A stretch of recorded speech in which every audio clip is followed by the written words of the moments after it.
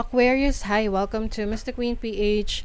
Titingnan natin na energies ng inyong kaperahan, money, career, finances ngayong March 2025. So if you're interested in private readings, meron tayong link sa description at sa pinned comment.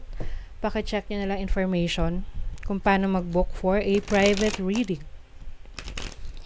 And please subscribe to our channel to show your support, like, share this video, at comment na rin kayo kung kayo ay naka-resonate. Okay, Aquarius, what's up? Kaperahan ng mga Aquarius. Authenticity, ayan, kayo magkakapera dahil sa inyong pagiging totoo. Totoo sa sarili, self-expression. Alam niyo maraming yumaman sa pagiging totoo sa kanilang sarili. For example, yung mga komedyante, no, or yung mga personalities like yung mga influencers na they're just being themselves, no, or yung mga content creators na they're just being themselves and people are accepting them for who they really are. Kasi napapansin talaga yan ng mga viewers, ng mga followers kung totoo ka eh. So, I think this is going to bring in blessings, abundance for you. And yung iba, magpapakatotoo na kayo sa gusto nyo talaga. Hindi na kayo magpapanggap na gusto nyo yung trabaho nyo. Diba? Kumbaga, alam mo na hindi ka na masaya doon, hindi ka na fulfilled, edi magpapakatotoo ka na. O, iba, alis sa trabaho na yan. At magtitiwala ka sa iyong sariling kakayanan. O, you have trust. You are safe, you are secure. Harvest, o ayan, yung inyong mga pinaghirapan, trinabaho, mga pinagpaguran, ayan, makikita mo na yung resulta. Yung iba sa inyo, literal na meron kayong farm, or pwede nasa probinsya, literal na harvest time na ninyo. Mga palay, ganyan, o kaya mga mais. Kung ano pa man na itinanim ninyo. Pwede rin to sa mga livestock. May mga, ano ba yan? Naantok ako. Naghihikab. Kung meron kayong, livestock, no? Halimbawa, meron kang alagang baboy, ganyan. Tapos yung mga nganak na, o diba, ani yun. That's harvest. Yung iba naman, this can be yung mga investments mo. Kikita mo na nakukuha mo na yung shares mo of investment. Yung iba, real estate. O, kumikita na yung Airbnb mo. Or yung paupahan mo. So, your overall energy is the Hanged Man. Meron kang mga pinag-iisipan ngayon. Maaring nire-reassess mo yung past mo, yung mga naging decision mo pagdating sa pera, decision mo sa trabaho. At parang binabacktrack mo yun eh, na ano ba yung ginawa ko noon, ganyan. Kasi parang meron kang inaalala na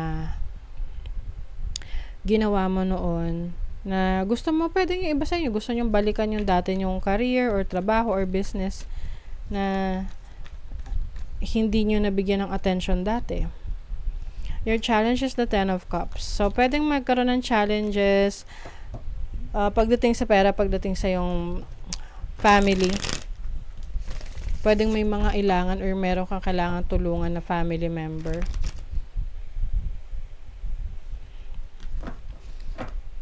Pwedeng hihingi ng tulong financially.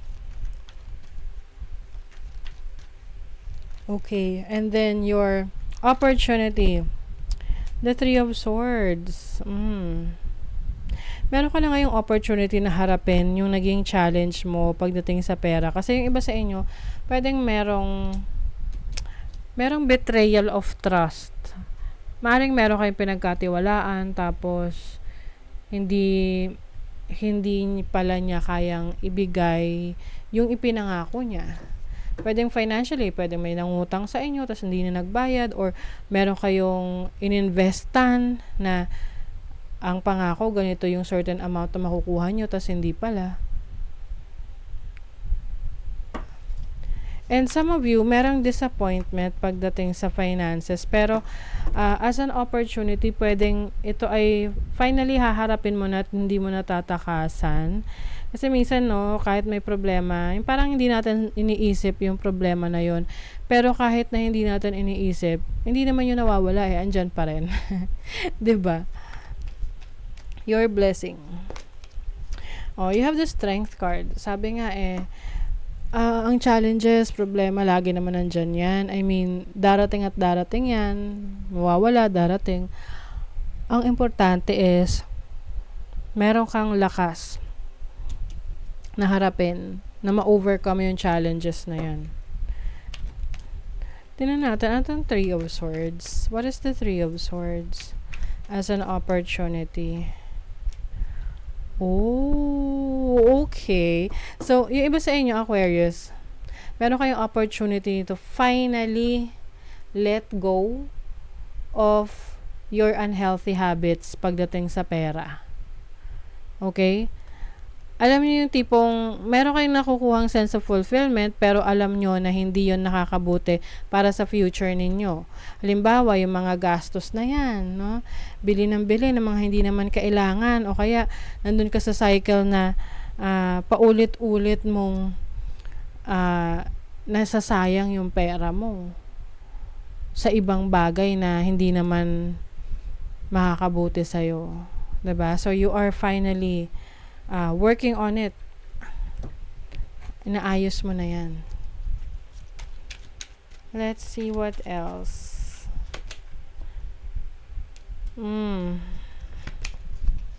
Meron sa inyo rito na maaring parang mawawalan kayo ng gana sa isang bagay, sa isang trabaho, sa isang business, or sa isang ginagawa ninyo.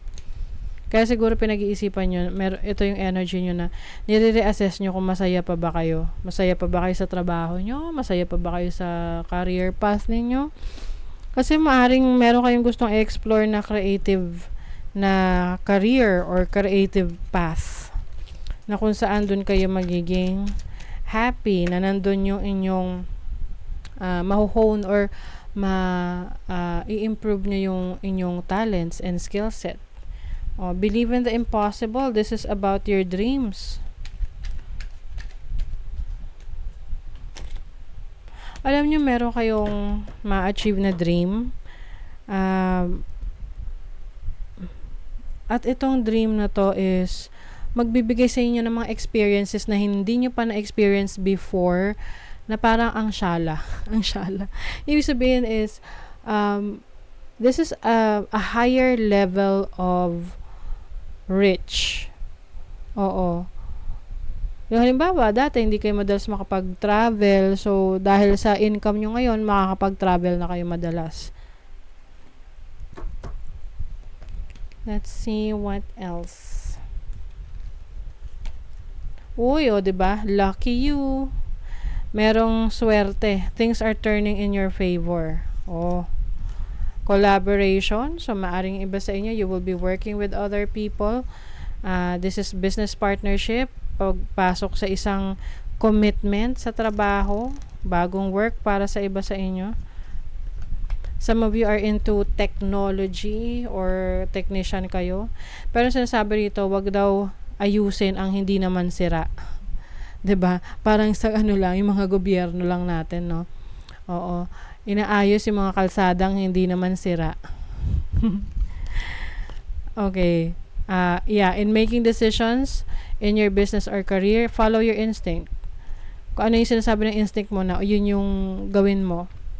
Minsan hindi siya logical, minsan hindi ka masaya sa decision na yon, pero alam mo sa sarili mo that that's the best possible decision. Some of you are divinely guided. Yung iba sa inyo maaring magpapa-read ng tarot, astrology, para magkaroon kayo ng guidance. And I think makakatulong yan kasi minsan yan talaga yung merong mga messages ang iyong spirit guides na gusto nilang malaman mo at pinapadala nila yon through mediums, through psychics, through tarot readers. The time is ripe for creation and connection. Focus your attention in these areas. Oh, creation and connection. So, yeah, you're going to tap into your creative talents and skills, and also magpapalawa ka ng network mo. Choose to follow the path of forgiveness and raise your vibration. Oh my God.